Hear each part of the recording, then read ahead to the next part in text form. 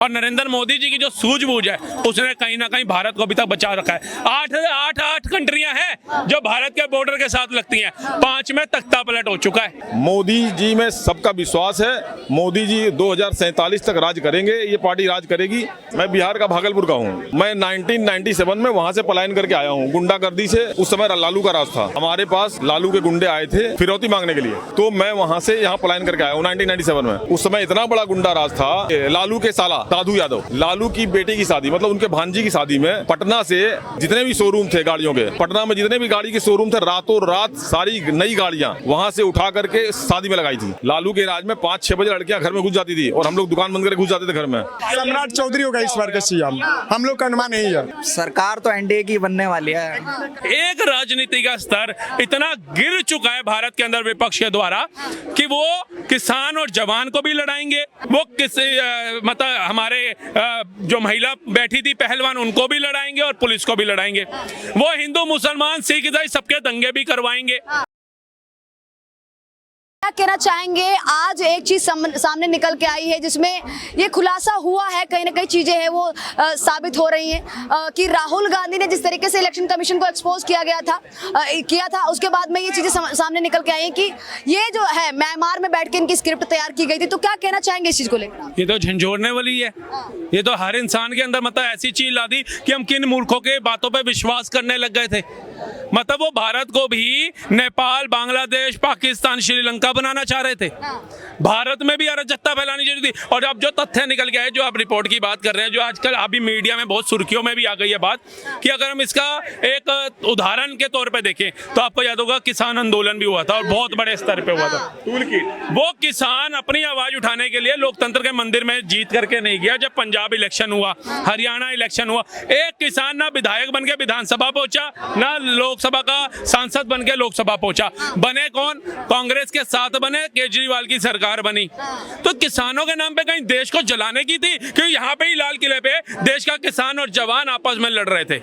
मतलब एक राजनीति का स्तर इतना गिर चुका है भारत के अंदर विपक्ष के द्वारा कि वो किसान और जवान को भी लड़ाएंगे, वो मतलब हमारे जो महिला बैठी थी पहलवान उनको भी लड़ाएंगे और पुलिस को भी लड़ाएंगे। वो हिंदू मुसलमान सिख ईसाई सबके दंगे भी करवाएंगे।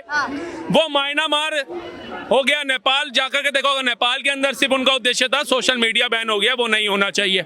सोशल मीडिया बैन तो उन्होंने हटा दिया था, शांति होनी चाहिए थी। प्रधानमंत्री ने इस्तीफा भी दे दिया था, शांति होनी चाहिए थी। लेकिन प्रधानमंत्री का आवाज जलाना, पूर्व प्रधानमंत्री की महिला को जला के मार देना, वहां के शोरूम लूट लेना, वहां का सचिवालय जला देना, वहां का सुप्रीम कोर्ट जला देना, ये कौन सा, ये क्या है? ये तख्ता पलट क्या है? यही राहुल गांधी चाह रहा था। क्योंकि अभी एक पत्रकार ने जो अपने रिसर्च में खुलासा किया कि जो ये पीपीटी ये हुआ था, पीडीएफ जो इन्होंने चलाया था प्रेस कॉन्फ्रेंस जो इन्फ्लुएंसर को बुला के इन्होंने करी, म्यांमार में स्क्रिप्ट तैयार म्यांमार के अंदर वो स्क्रिप्ट जो है वो तैयार की गई थी। अब बताइए, विदेशी ताकतों के साथ मिलके ये भारत को भी जलाना चाह रहे थे। ये तो भारत की जनता का जो विश्वास है नरेंद्र मोदी के प्रति, और नरेंद्र मोदी जी की जो सूझबूझ है उसने कहीं ना कहीं भारत को अभी तक बचा रखा है। आठ कंट्रियां हैं जो भारत के बॉर्डर के साथ लगती हैं, 5 में तख्ता पलट हो चुका है। तो आप सोच सकते हैं। क्या कहना चाहेंगे जनाब? इनकी बातों से सहमत है? सहमत है जी। एक बात से सहमत है जी।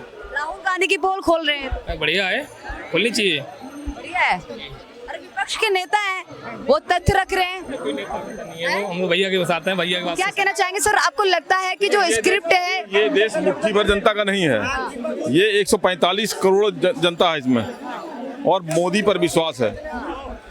जो भी नेपाल में हुआ है, नेपाल में जो हुआ है उसमें चंद मुट्ठी भर, जिसको गुंडे बोलते ना, वो गुंडे आगे बढ़ करके जो जवान बच्चे 15 साल बाद, उनको कोई समझ नहीं होती है।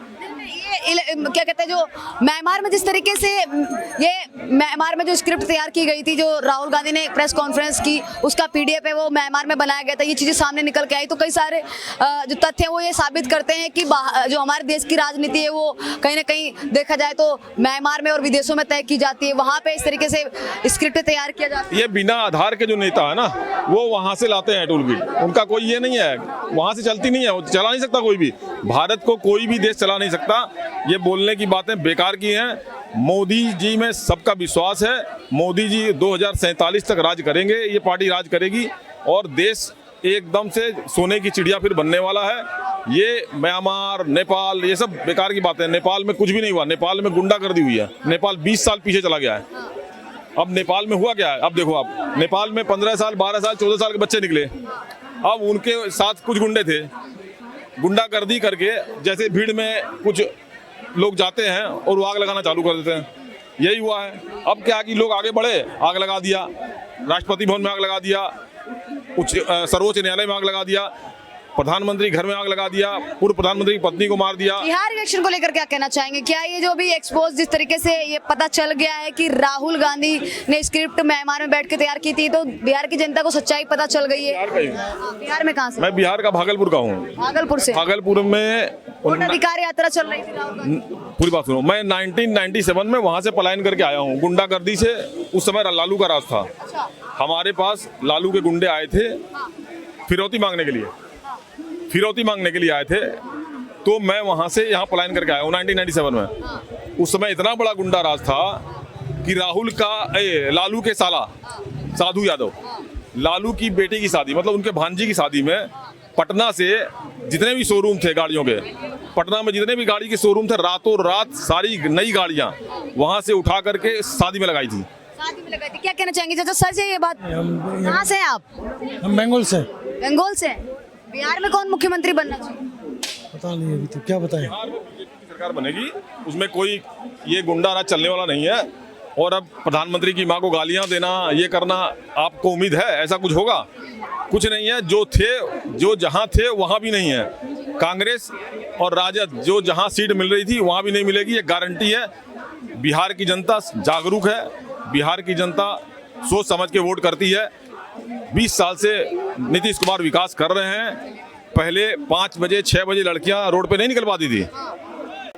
लालू के राज में 5-6 बजे लड़कियां घर में घुस जाती थी और हम लोग दुकान बंद करके घुस जाते थे घर में।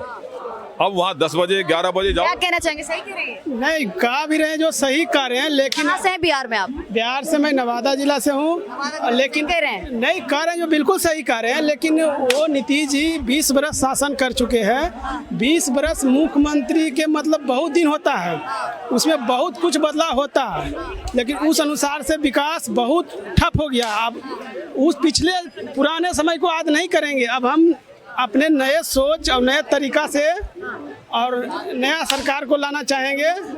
और जो सरकार में किसको लेके आना चाहिए? नया सरकार में एकदम बिल्कुल इंसाफ तो है कि प्रशांत किशोर जी आएंगे, और प्रशांत किशोर जी वो आएंगे, वही बिहार को कुछ करेंगे, उन्हीं से बदलाव होगा बिहार को।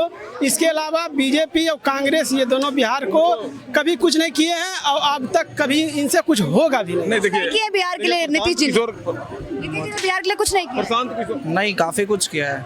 पहले शुरू में तो काफी कुछ किया है। अब धीरे धीरे क्या होता है, जैसे जैसे टाइम गुजरता है, लोगों का मत बदलता है, उस हिसाब से जैसा लोग कंपेयर कर रहे हैं उसके हिसाब से उन्हें लगता है कुछ नहीं किया है। जैसे जैसे गवर्नमेंट का टाइम बढ़ता जाता है, सबको ऐसे ही लगता है कि कुछ नहीं किया है। लेकिन अगर आप पहले के बिहार को देखोगे और अब के बिहार को देखोगे तो बहुत डिफरेंस मिलेंगे। दिक्कतें हैं, बहुत सारी दिक्कतें हैं, पर पॉलिटिकल है या डिप्लोमेटिक है वो देखना पड़ेगा। कानून व्यवस्था जो है वो बिल्कुल खराब है। वहाँ को जो सरकारी अधिकारी है, जनता को कुछ सुन नहीं रहा है। वोट अधिकार यात्रा जो निकाली गई थी, इस तरीके से कह रहे कानून व्यवस्था भी अच्छी नहीं है। वोट अधिकार यात्रा को लेकर अब क्या कहते हैं, अब बातें सामने आ रही है, कुछ चीजें निकल के आ रही है कि म्यांमार में बैठकर वोट अधिकार यात्रा को लेकर जो प्रेस कॉन्फ्रेंस की थी, राहुल गांधी ने कहा था कि वोट कई जगह चोरी हुई है। अब उसकी स्क्रिप्ट म्यांमार में बैठकर तैयार की गई, इस तरीके से चीजें निकल के आ रही है, तो क्या कहना चाहेंगे? देखिए, अगर आप हमारे आसपास के देशों के हालात देखोगे पिछले 4 साल में, तो बहुत ही ज्यादा खराब हैं। कौन सा ऐसा देश है जिसमें तख्ता पलट नहीं हुआ या जिसमें कोशिश नहीं की गई है? तो कुछ ना कुछ मुद्दे तो उठाए जाएंगे ना भारत को डिस्टेबलाइज करने के। जैसे हम ट्रेड डील पे बिल्कुल भी नहीं झुक रहे हैं, तो कुछ ना कुछ तो किया जाएगा ना। ऐसा कुछ ना कुछ किया जाएगा जिससे लोगों में गुस्सा बढ़े, लोगों में थोड़ा भ्रम पैदा हो, कुछ ना कुछ तो किया जाएगा। मैं ये नहीं कह रहा कि इसमें राहुल गांधी का हाथ है, लेकिन इसमें किसी ना किसी का हाथ तो है। भ्रम तो फैलाया जा रहा है। हाँ, कुछ लोगों के नाम कटे होंगे वोटर लिस्ट से, पर हमें ये भी तो देखना पड़ेगा ना कितने बाहर से आते हैं लोग। बहुत ज्यादा घुसपैठे हैं, बर्मा से आते हैं, बांग्लादेश से आते हैं। ये कुछ भी है तो ये सरकार को चुनाव वक्त ही क्यों याद आया? चुनाव का टाइम ही करा जाएगा, कैसी बात करते हैं आप? 2 महीना पहले वोट से पहले कि जो इलीगल वोटर से वो वोटिंग ना कर सके। एक मिनट मेरी बात सुन लीजिए आप। बिहार में विकास नहीं हुआ है जो आप बोल रहे हैं। चारों तरफ नए हवाई अड्डे, चारों तरफ सड़कें, चारों तरफ हाईवेज हैं। आप जाके देख गए हैं, कब गए हैं आप? बिहार से ही आ रहे हैं। अभी हम बिहार से आ रहे हैं। वहीं रहते हैं, यहाँ रहते हैं? हाँ, बिहार में रहते हैं। तो फिर यार बिहार में रहते- लालू के टाइम में लालू का राज जंगल राज चाहिए। चल रहा था, क्या कहना चाहिए? नहीं, वो तो बात सही है, चाचा सही बता रहे हैं बिहार का। लेकिन ये इनको सुनिए ना, इनको ये सोचना चाहिए कि 90 के दशक जो मिला था वो किस आधार पर मिला था और वो व्यक्ति कहाँ लाकर कहाँ छोड़ा था, वो पूछना चाहिए ना। ये भी सोचना चाहिए ना। मतलब पूरा गर्द में डाल दिया था बिहार को। अरे वो बात नहीं है। अरे मैं भागलपुर से हूँ। हम भी मान से हैं। सुनो, मैं गुंडों से डर के यहाँ आया हूँ। 1997 में मैं लालू की गुंडागर्दी से नहीं। यहाँ सुन तो लो, पूरी बात सुनो। वहाँ से पलायन करके यहाँ 1997 में आया हूँ। पहली बात। दूसरी बात, लालू की बेटी की शादी में साधु यादव ने पटना के शोरूम, सभी शोरूम को रातों रात खुलवा करके सारी गाड़ियां उठा करके उसकी शादी में लगाया था। में यूज किया था। ये चीजें सही ये शादी में एकदम सही है। इससे बड़ा गुंडागर्दी कुछ नहीं हो सकता। हम लोग देखे हैं, हमारी मैडम एकदम, हम लोग देवरिया जिला से बिलोंग करते हैं, उत्तर प्रदेश से बिलोंग करते हैं। अरे बिहार में अपने कोई भी रिलेशनशिप करने के लिए तैयार नहीं था। यूपी और बिहार में क्या बात करें, लालू के राज में इतना बड़ा गुंडा राज था। अभी कौन सीएम होने वाला है? वोट अधिकार यात्रा निकाल दी राहुल गांधी ने। सम्राट चौधरी होगा इस बार का सीएम, हम लोग का अनुमान यही है। अब क्या आगे है यही चीजें नहीं है, लेकिन हमको लगता है कि इस बार सम्राट चौधरी होगा। सम्राट चौधरी बनेगी इंडिया की सरकार, एनडीए की। इंडिया की सरकार बनेगी, लालू की सरकार नहीं बनेगी। किसकी सरकार बनने वाली है? तो कह रहे हैं एनडीए की सरकार बनने वाली है। सरकार तो एनडीए की बनने वाली है। भाजपा तो जीतनी चाहिए। इंडिया गठबंधन का नहीं लग रहा।